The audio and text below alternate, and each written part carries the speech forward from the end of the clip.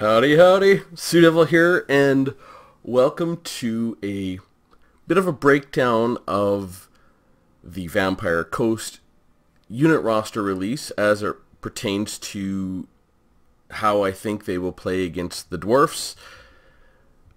A little bit of speculation as to the changes I think we might see with the Dwarfs, and a little bit of speculation to changes I think we might see to the vampire counts and what that might mean for us. I think the very first thing I wanted to just go over was the vampire counts roster, what I think we'll see and how I think they will match up against the Dowie. First of all, if you haven't seen the roster breakdown by CA and release, go see it. The artwork is incredible. Like Queen Bess, when you look at that, the artwork, it's unbelievable. It is a masterpiece of artwork. There's zombies hanging off, kind of heads twisted and things dangling. The Necrofex Colossus is also a literal masterpiece. It is unbelievable when they do the close-ups of the ship hull with all the corpses in it and the cannon for an arm. Like, it is unbelievable, the artwork that has been put into this DLC. It is so good. And you know, there's a few units here and there that have been reskins. It's the same that happened with Norska. They had the Norska Marauders and, you know, a few other units that were reskins, but the main units are just unbelievable. And I know in my speculation video, one of the things that not my speculation, one of the videos I said before was that they were coming out with the vampire counts at all really meant something. And what I thought it meant was, I mean, I said 100% we're going to get Araby eventually, 100% we're going to get the Amazons, 100% Albion, 100% we're going to get some of these other factions. And the fact that they've put in a new character of their own creation, just, it makes me happy. Like I don't care about the character. I mean, it's not a dwarf, so it doesn't matter to me what it is. And I've looked at some of the lore, and there's, you know, I think it just opens up a whole new avenue for them to go in the game, and it demonstrates beyond a shadow of a doubt that new canon will be created in this game. CA is happy. You know, Games Workshop is happy. This has been a great product for both of them, and it has been an amazing game for us. So I'm just like, the artwork's amazing. The fact that this Vampire Coast DLC is coming, it just makes me so happy. And you know how it's going to lay out. Well, we'll go out and look down at the lords. First of all, I'm going to say the Dawi are going to demolish the Vampire Coast. I mean, this is not even going to be a fight. The Vampire Coast just do not have the units to deal with the Dawi. And you know, they're going to do, I think they're going to do pretty decently against the Vampire Counts. I think they will do pretty decently against Bretonnia. And you know, even though like the Bretonians have a lot of cav, I think they're going to do decently against the Greenskins, maybe the Beastmen. But the Dawi the Dwarfs are going to crush them. They just do not have the tools to deal with the Dwarfs. And I will go over why. Now, first of all, when it comes to their lords, like Luther Harkon, a really cool lord. Don't think you'll see him against the Dawi. There's one lord that you're definitely going to see against the Dawi, and there's a good reason for it. Won't be Luther. Not that he's going to be bad. You might see him in some games, but he will not be the competitive lord against the Dawi, I don't think. Same with Count Noctilus, again. And same with Aranessa Saltspite, who's actually my favorite. She is just incredible. The artwork and the lore, and you know, just amazing. It is Silostra Direfin. That is who the Dawi are going to see all the time. I'm guessing, first of all, that the Lore of the Deep and this character in general will be a little bit OP because it's CA's first character. They're going to want it to land with a bang.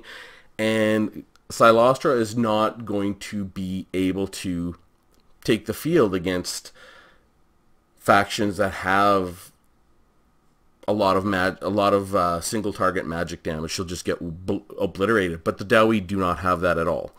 I mean, the only magic damage that the Dawi have are the Rune of Wrath and Ruin, and it's not good against a single target. Now, the lords that you have with the Dawi, we do have I think two lords with, I think Grombrindle has magic damage, and I know for sure Thorgrim has magic damage, but I doubt you'll want to bring either of them against her because she's not a melee lord, you know, but she'll be able to get in and get stuck into a fight because there are very few Dawi units that can do any significant damage to her. And and I think that'll be something that we see as the Dawi, so get ready for it. And I think she might be a very, very good lord, might be a little bit OP just to sort of make a splash, and then it'll be tuned down at some other time. The other lords, I don't see them being, you know, any kind of problem. Like, you know, Count Noculus, he can bring that Necrofest Colossus. It looks cool, but the Dawi have all kinds of tools to deal with this kind of stuff, right? Cannons and thunders and slayers and everything. The Dawi roster is meant to deal with these kinds of units. They're so easy to hit. Same with Luther. Luther you might see on the Terrorgeist. That's a definite possibility against the Dawi. But then he's going to have to bring a caster because he doesn't have a caster with him. That's why I think the lords you're going to see, even Luther will have to be amazing to see him a lot in competitive play because he's not a caster. Whereas, yeah, this, like, Count Noculus is heavily armored and he's a hybrid caster with vampires and shadow. And that's a good lore of magic, so I think you're going to see that. And, same with Silostra because she's a caster as well with the Lore of the Deep, I think. Yeah, Lore of the Deep. And it depends how powerful it is, but I think you'll see it. So, Vampire, Fleet, Admiral, Male, Caster. I don't think we'll see any of these as the Dawi because we're going to see, I think, Silostra. Maybe. The Gunnery White possibility. I think the Mourngol Haunter we might see. It's a regenerating, high mass, has stock, Vanguard, anti-AP, anti-infantry. So this Mourngol Haunter is, I think, a unit that we will see. It is large, so we can deal with it. It won't have a lot of armor, but the ability to move in and out of the line will really help it. So I think we're going to see the Mourngol Haunter. Now, as far as these mobs, zombie pirate deckhands, I mean, none of these mobs have any kind of armor or shields. Deckhands with pole arms, gunnery mobs, rifle mobs, gunnery mobs with hand cannons, bombers. Like, they don't. The group of Quarrelers or a group of Rangers will just obliterate all of these. It will be an absolute destruction. And again, like so many Dawi troops, just the basic Dwarf Warrior is going to be a good unit in this matchup. You know, and just the basic Longbeard, which is good in every matchup, is going to be really good in this matchup because the Longbeard has immunity to psychology. And so I just don't think you're going to see it. And here's the reason why I think the Dawi are going to have a big advantage. Because the Vampire Coast is set up sort of like the Skaven.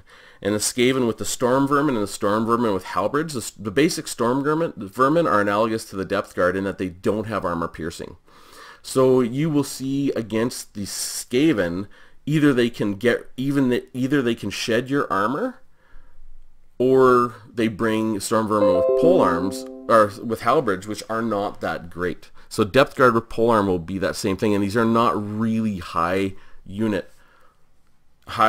model units. So the Depth Guard with the Depth Guard with polearm, so they just do not have anything that's going to deal with the Dawi front line, and that's going to be a real problem. And I doubt they're going to have anything that's going to sunder armor by the looks of it, because they're going to have armor piercing in their other units. And you look at their backline, Scurvy Dogs, you know, no worries there. Sirens, you know, that's Rune of Wrath and Ruin is going to just delete them. Fellbats, oh well. Deck Droppers, interesting, but again, not going to have any chance against the Dawi. And Deck Gunners, we'll see. I doubt it. But here's the only thing that might be interesting is you probably won't see Bloated Corpse. Bloated Corpses are actually the most interesting unit in this whole roster, because it represents a different form of gameplay with sort of like a giant bloated ogre suicide bomber, which the Dawi can defend against, because, I mean, the Dawi will always have enough firepower to defend against it. But I think that Bloated Corpse is going to be really good against Bretonnian Cav, and I think it's going to be really good against Vampire Counts. You know, it might be really good against Chaos. Hard to say. You know, whereas the Dawi, we're just good. Anything will be able to take this out. Like Quarrelers, Thunders, you name it. The Dawi can handle that Bloated Corpse. But the thing that's very interesting is the Carronade and Mortars. We'll see. I think this is one of the things that is, I hope it doesn't become a trend. The Carronades and Mortars both have two ammo types, which is very much like the Dark Elves and the High Elves with their artillery, where they can have the anti-infantry and the anti-large. Now with the High Elves and the Dark Elves and their bolt throwers, I get it. It makes sense. It is their only artillery piece, so it can have two types of ammo, and that seems reasonable. But I really don't want to see this being a trend with the Carronade, because the Carronade has two types of ammo and the Mortars have two types of ammo, and I would rather see it be a separate thing in general with a separate purpose, where they could have a Carronade, a Mortar, and, you know, another thing, which would be anti-infantry or anti-large. It would be reasonable to put into their lineup, and it would make it more of a choice when you're building your actual army. I mean, the Carronades and Mortars, we're gonna see the Carronades, probably not so much the Mortars as the Dawi, because they won't do a whole lot of damage to heavily armored things, but the Carronades probably will. So I would guess we're going to see the Carronades. Bloated Corpses, again, don't see them. Moringols are really cool. Hard to say. You know, they have a lot of AP damage, so you're probably going to see that, and they regenerate. Yeah, you're going to see them. But I think Slayers will absolutely wipe these guys out, because they probably won't have lots of armor. Animated Hulks, same maybe. Now the Rotting Prometheans and the Leviathans, again, this is like an Arachnarok Spider. These are things that the Dawi do not have problems dealing with, you know, because of, you know, I think in this matchup you bring at least one group of Thunders, maybe you bring some Rangers with great weapons, or a Regiment of Renown, just to do a ton of damage to these types of units, and the Dawi will absolutely obliterate them. Same with the Necrofex Colossus. Now the Terrorgeists are a problem, and the ability for the Vampire Coast to bring Fellbats and other units in the air will mean that the Dawi will be completely dominated in the sky, most likely. You are absolutely not going to be able to bring gyrocopters into this matchup, because, yeah, their gunners are not going to be that amazing, because they don't have really good aim, but they will do a ton of damage to gyrocopters. So, and then they have Queen Bess. So, enormous range, parabolic art, monstrous impact, affect movement penalties to target, slow reload, enormous blast damage from impacts. We'll see how Queen Bess turns out. Like I said, the artwork on it is a masterpiece. It is unbelievably great. How it's going to play in the field will be difficult. I know it'll be very, very expensive. So will you see it a lot? Probably not. When you get these super expensive units, you don't see them on the field a whole lot, but you'll see it a lot in the beginning, obviously. But anyways, that is my evaluation, is that against the Vampire Coast as the Dawi, I think the Dawi are going to have a big advantage, because they just do not have any infantry, and they don't have any cav, with the exception of Siloster's ability to summon Bretonnian ethereal cav. So you're going to see that, I think, and she might summon them right in the back line, because she has 3 levels of cav just to bung things up. Hard to say. It might be worth bringing a unit like the Peak Gate Guard, because I think they do magical damage. Maybe we can go check. Do they do magic damage? Yeah, the Peak Gate Guard do magic damage. So, and of course, Thorgrim does magic damage, and I think Grombrindle does as well. Yes, he does. So, you know, you might want Grombrindle or Thorgrim, because for the magic damage, maybe. I think you're going to always want a Runesmith, absolutely, in this matchup every single time. You want Runesmith are really, you want them anyways. And maybe the Peak Gate Guard, maybe.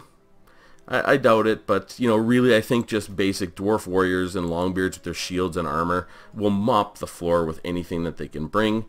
You know, a few Slayers here and there for their regenerating mobs, and, you know, a group of Thunders, maybe a couple. So I don't even think you need Bugman's Rangers, but you could bring them, you know. And maybe Iron Drakes might be a fun choice, hard to say. But there's really nothing to be worried about in that whole lineup that I can see. I could be wrong, of course. I mean, there's always that chance, but I just don't see it. The Dowie just have all the tools we need to deal with the Vampire Coast. The Vampire Coast are going to be a lot better against other factions. They are not going to have the firepower to deal with the Dowie. They just don't. And,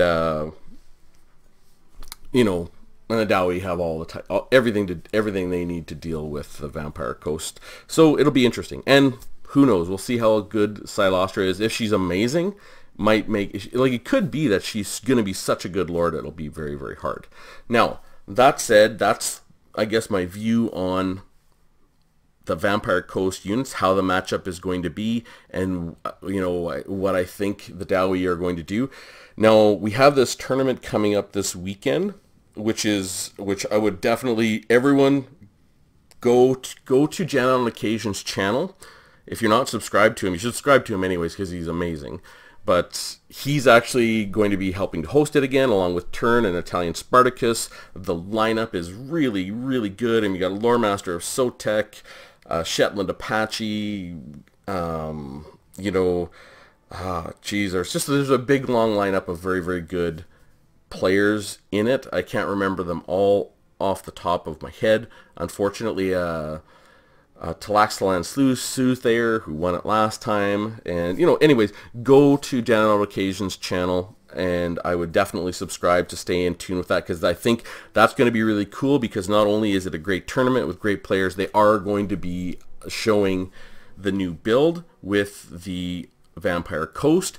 But what'll be even more interesting is they will likely have the total new build, because why wouldn't they, which will have new unit stats.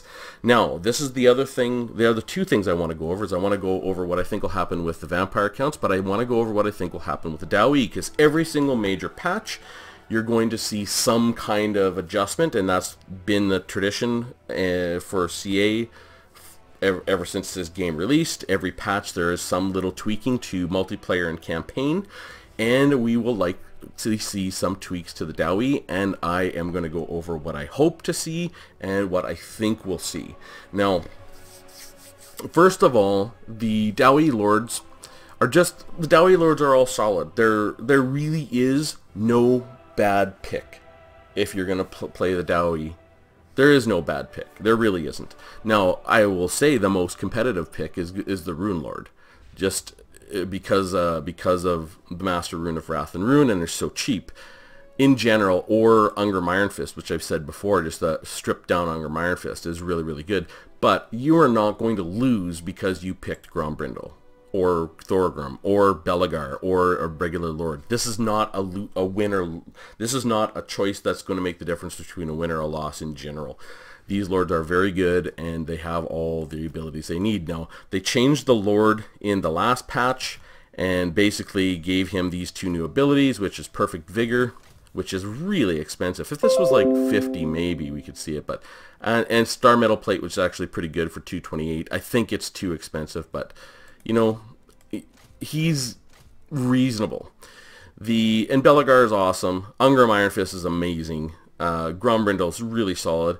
The one thing I hope to see a change in is Thorgrim Grudgebearer, and this is my pet peeve. It's been my pet peeve since the game launched, and it's this damn ability right here, High King. It drives me nuts because, I mean, 141 gold, and it is an ability that is contingent on other things happening. That your hit points are lower than 50% and your leadership is higher than 50%. If that, then this. Now, these types of abilities because they are hard to actually get there. It's a powerful ability. +8 melee attack map wide, 12% weapon damage, 8% charge bonus, immunity psychology. It is a powerful ability. But it is really, I don't know. It just drives me nuts. I would like to see, maybe if this was like a stock ability or some sort of clickable, that he could do this map wide for, 30 seconds. It wouldn't be as powerful as WoW, that's for sure. But, I mean, it would be interesting. Because right now it's just not there. So I would hope to see that. Now, one thing that I'm very afraid of is that the Runesmith is going to get nerfed or made more expensive. That's because you see in every Dowie build 2 Runesmiths right now. That is the standard Dowie build because Runesmiths are very good, but the Thane has been obliterated into nothingness. And even though the Master Engineer has been improved, and the Master Engineer is way better than it was, it still just cannot compete. It is just not generally competitive with the Runesmith. Though, I think there are competitive builds to be had. But the one thing I am worried about is that the Runesmith will be nerfed. Maybe his abilities will be made, like Rune of Wrath and Rune cost 61, maybe it'll be made more expensive. The Hammer of Carrick Draws, such a good ability, 126, maybe it'll be made more expensive. I mean, I don't know. Just in the base package, like this is how I bring them. 832, you get the Rune of Wrath and Rune, and the Hammer of Carrick Draws. I mean, it's such a good value. I would hope that rather than nerfing the Runesmith, they make Thanes better and make Master Engineers better. So, here is, my hope is that Thorgrim Grudgebearer gets this ability tuned High King. But I doubt it will happen just because I've hoped for it for 2.5 years, hope in one hand, shit in the other, and see which fills up first. So I doubt it's going to happen, but I would like it to. I am worried about the Runesmith, because that's all you're seeing with Dowie builds right now is Runesmiths. I hope they understand that the Thanes are just in such a bad place that no one's playing them. They do have these stats. They should know exactly how many builds have Runesmiths, how many have Thanes, and what the win-loss is with them. And I'm not too sure about the Master Engineer. So, the Thane. These abilities, Foe Seeker and Deadly Onslaught, are just fine. Those are normal abilities. It's when you get into his items that is just horrible. And it is, like, he used to have hard CC and the ability to stop something for 9 seconds, and now we got the Silver Horn of Vengeance, which is plus 12 charge bonus. Now, I don't know. It could have some value, and I wanted to do some testing on it at one point to see exactly how much gold it was valued, but comparing this to abilities, like really decent abilities, like this is just so bad. Maybe if it was some kind of, I don't know. What I would like to see the Thane, and I've said this before, I'd like to see I'd like this to be 2 Thanes, a 2-handed armor-piercing Thane and a sword and board Thane, and I'd like the sword and board Thane to be a buffing machine.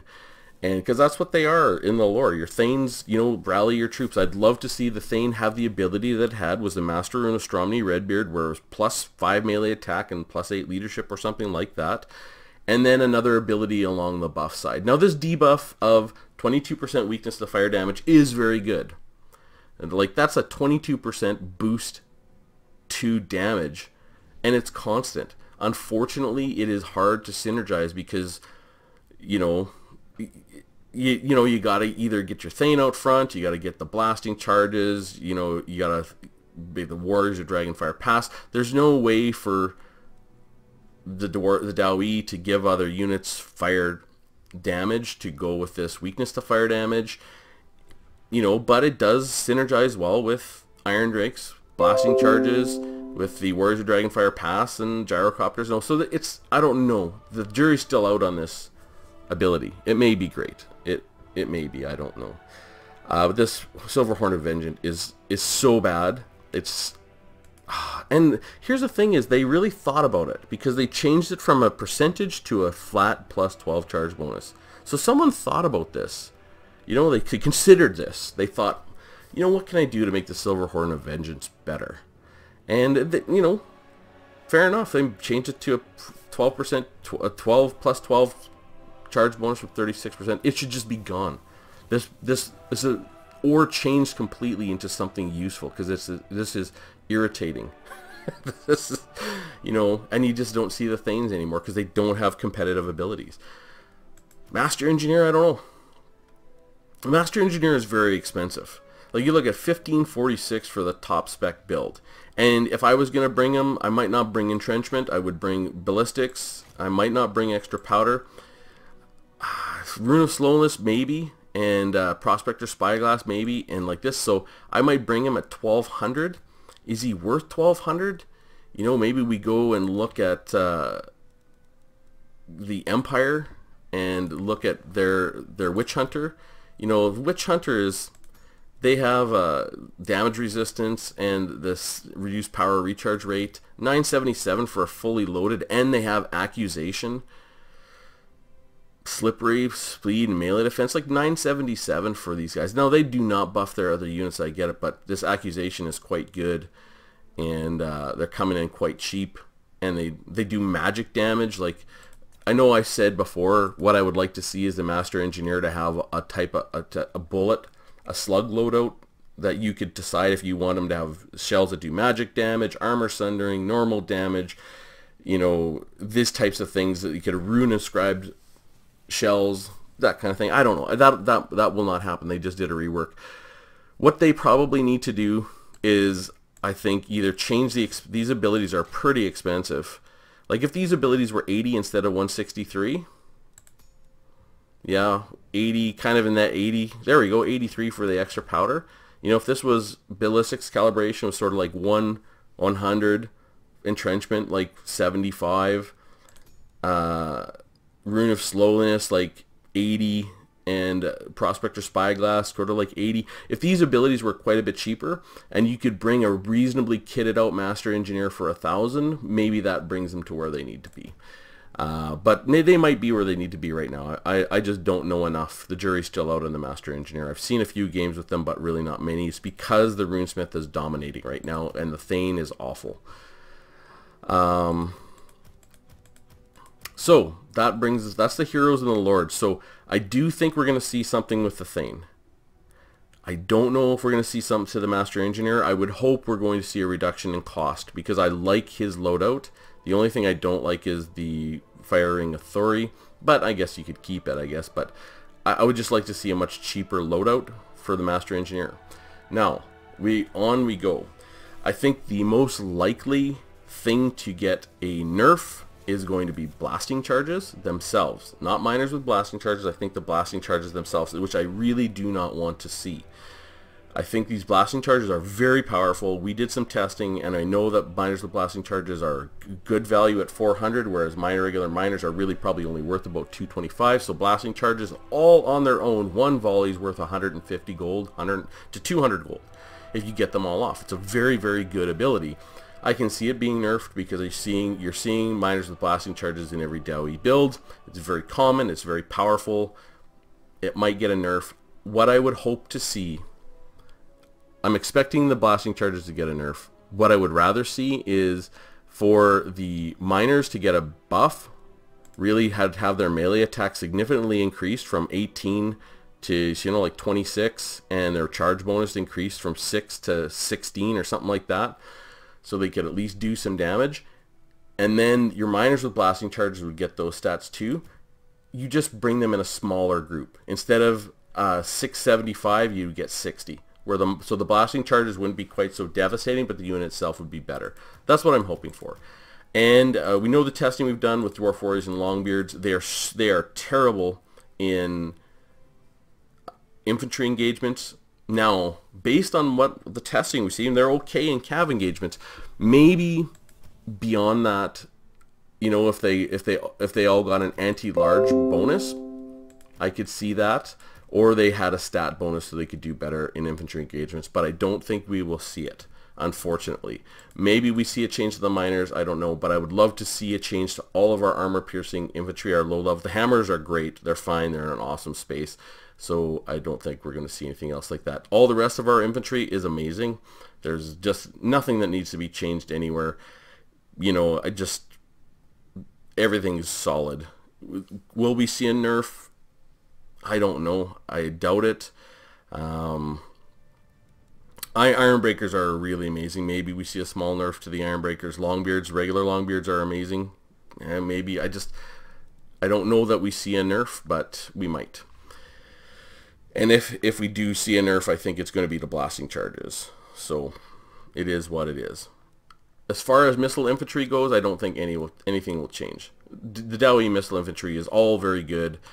You know, there's nothing that's really poor. They're all situational. You could make an argument that Quarrelers with great weapons, I mean, you could put them in at 550 or 575, and maybe they'll get a little bit more use because their great weapons are really not that useful because they don't have a very high melee attack. Melee attack's only 22. I don't know. I don't think you're going to see a change here. You know, maybe the Rangers, they might go up from 500 to 525. They might get a bit of a nerf. Hard to say. They're very, very good for their price because they have stock and Vanguard. And you do see a lot of them in Dowie builds, but they don't have the armor. So if anything is going to happen to the Dowie here, it's going to be a nerf, and probably a nerf to your base Rangers, made more expensive or less powerful. But I don't foresee any changes to the missile infantry. Now, gyrocopters. I mean, I've made it known what I think about gyrocopters, where I think they need to change, some things that need to happen, and it has to do with they get absolutely dominated in the sky by anything. Fellbats dominate them. Carrion dominate them. Any other flying unit in the air absolutely dominates them. Now they're reasonable now against some missile infantry if they don't have armor piercing, but otherwise they're absolutely dominated in the sky. I've thought about other things, you know, maybe bringing their melee defense. It's because their melee defense is so low. Like a Fellbat just hits them non-stop, and even though they don't have any armor piercing, they don't have enough armor to deal with it. Now, they could deal with this. And generally gyrocopters are very micro intensive. They're really good. You know, that rear charge and they're hit by artillery, etc., etc. But they're a big risk reward. Maybe they could give them like 160 armor, like a Ragnarok Spider, like a Steam Tank, something like that. And they still have this incredibly low melee defense. C'est la vie. Fellbats will not be able to just chew through them if they have 160 armor. Maybe that might be better. I don't know. That it's hard to say. I would love their damage per second to go up. You know, but they do other things. Like they're valuable in rear charges, and they're valuable because they debuff things that they're hitting, and they are situationally quite good in, you know, depending on the faction you're bringing them against. I would just like to see them be a little more durable. Like that would be my wish. To have their armor at 160, I think that's perfectly reasonable. Bring their armor up to 160. I mean, there is a dwarf with armor sitting inside an armored piece of equipment made by dwarfs who are famous for armor. They can have higher armor. It would be just fine. And it would seem to make sense. And their leadership, a 66 leadership, come on. You know, I'm paying like 700 for 3 units or 1150 for 1 unit, and it has 66 leadership. Give it like 85. Like, I don't want this. They should fight to the bitter end. Okay. As far as artillery, I don't see any changes. The Dowie artillery is in a wonderful place. They're exactly where they need to be. They're beautifully balanced. I don't think they need anything better or worse. You know, they're all well priced, and they do very good for their specific roles. I mean, I've used flame cannons. Flame cannons are reasonably priced at 1250. I've used them against the high elves, and they are very, very good against high elves. They're good against a lot of units, a lot of factions you wouldn't think they are, but they're outstanding against them. Organ guns, everyone knows, are awesome if you can get them off. Goblobber is probably one of the best artillery units in the whole game. Cannons are really solid. The Grudge Thrower is really great. But, I mean, there's so many other great units, it seems below average.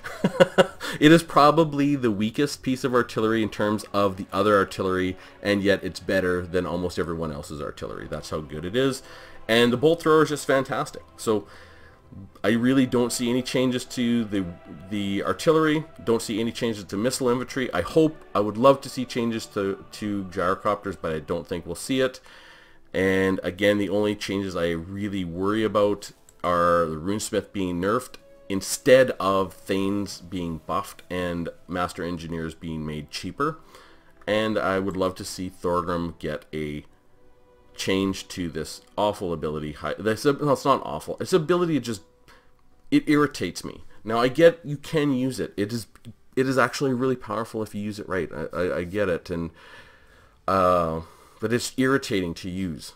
I would rather have a clickable. Just click it. Just give me a button, rather than to try and get my Thorgrim into a situation where he gets half dead but his leadership's okay and then I gotta watch him after that. Just give me a clickable. Hi King. I'm gonna rally call everybody map wide with this ability. It will be perfectly reasonable if you look at it in comparison to abilities like Wah, which are extremely powerful.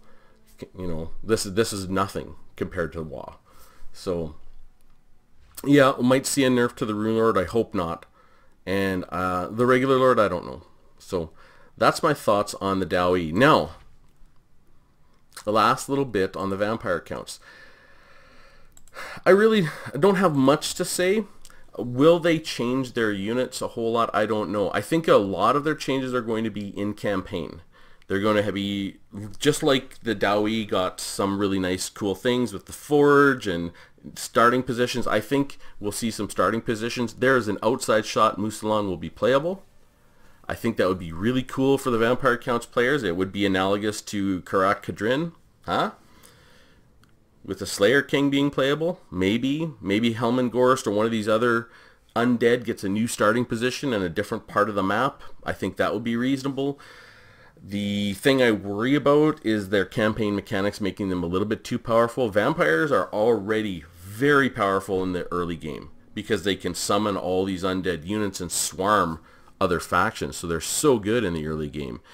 If they make them too good, they will be able to just dominate. And already some campaigns they do dominate. They're very difficult, and they're one of those. There's one of those factions that, like the old, not Norska, but the old northern factions, they just could spam a lot of units early.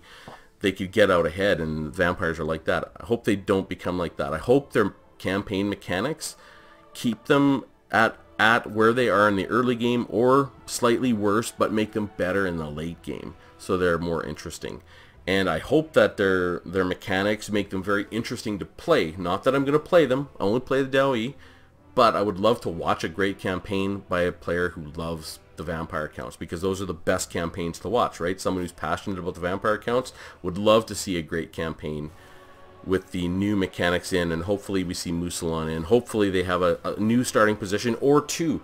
You know, maybe they have Musalon playable and one or two new starting positions, which I think would be wonderful, and it would make the game more interesting, because you could have the vampire counts, you know, in a lot of places, and that would, if you can have Tomb Kings in the other side of the world, you can have vampire counts anywhere. It would make even more sense. So would love to see that, and it would make the map more interesting. So as far as their units, really I would like to see their zombies reduced in price. You know, like I said, I think they're worth about 75 gold.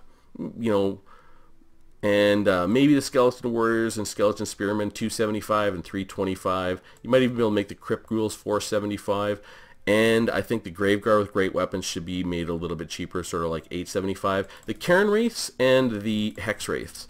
Now, maybe with the addition of an Ethereal Lord, they are going to change Ethereal units a little bit. Hard to say. You don't see Cairn Wraiths and Hex Wraiths, and especially you don't see them as the Dawi a whole lot because of Rune of Wrath and Rune.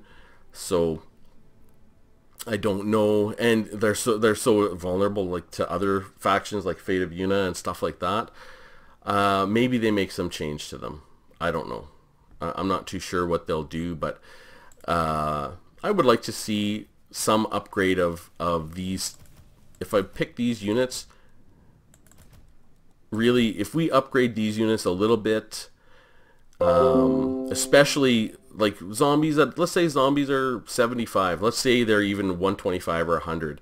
Skeleton Warriors are 275, 325, 475. You just make their lower tier infantry a little more desirable, and it'll flush out their armies and make them a little more interesting, rather than some of the weird builds you see the vampire counts bring, is what I would like to see.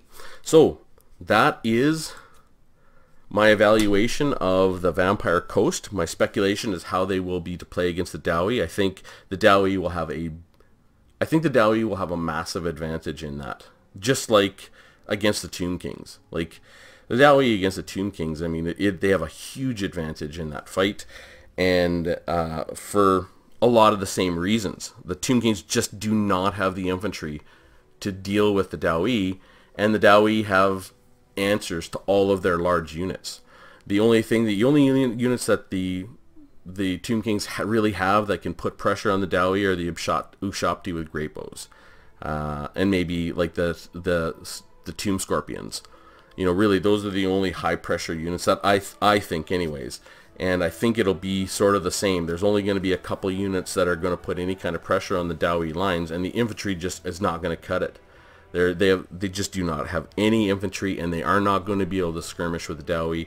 Who knows? Maybe their artillery is going to be that good that it's going to be really difficult for the Dawi. But I wouldn't even bring artillery against them, to be honest. I'd just bring a rush build and just get right in their face, because what unit do they have that is going to be able to go toe to toe with a Longbeard?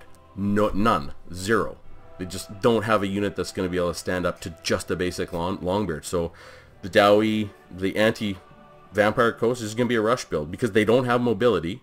So you're going to be able to get right in their face with Longbeards and you know, runesmiths and, you know,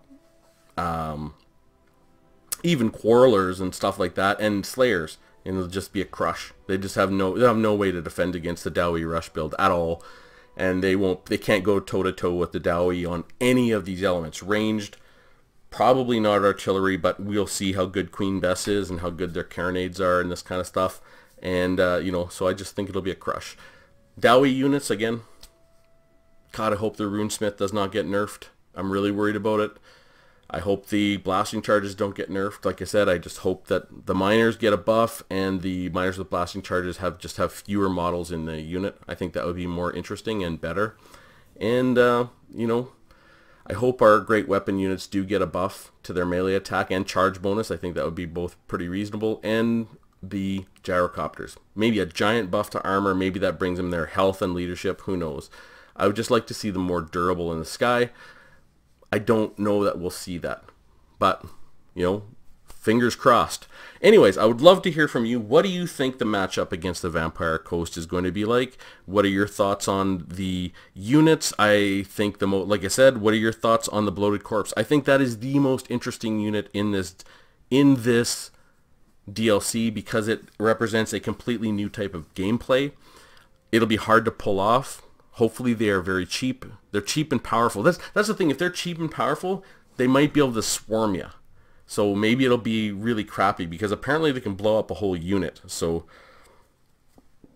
I don't know. It's like a super high risk reward type of unit. It may end up being just a meme and not interesting at all and not working at all, or either just absolutely obliterating units, factions that don't have any ranged, like vampire counts. Like maybe they just demolish vampire counts and just delete them.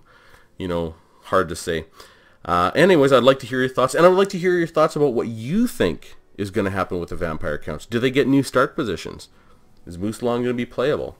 I think we're going to find out a lot this weekend with the Everchosen tournament. You know, especially we're going to see some stat changes. Maybe we can notice them when we're watching. I know I'm going to be watching every second of that tournament, looking for the stat cards, and hopefully someone plays the Dawi. Please, someone play the Dawi.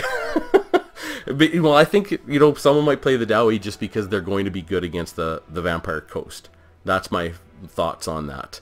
And I think that's going to be obvious to everyone else too, that the Dawi are going to dominate the Vampire Coast. So anyways, definitely want to hear from you. Hope you found it interesting, and I will see you soon.